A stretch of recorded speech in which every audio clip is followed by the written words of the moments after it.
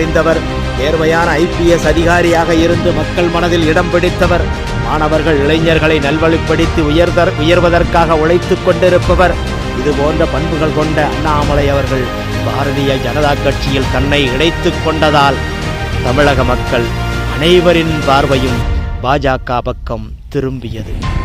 இந்நிலையில் 2023 ஜூலை 28ஆம் நாள் ராமேஸ்வரத்திலிருந்து எண்மண் எண் மக்கள் என்ற ஊழலுக்கு எதிரான விழிப்புணர்வு யாத்திரையை தொடங்கினார்.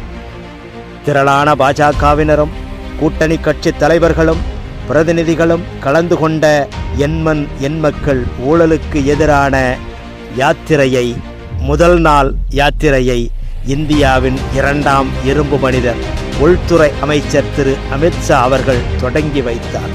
தமிழகத்தின் ஒவ்வொரு தொகுதியிலும் பாத யாத்திரை நடைபெற்ற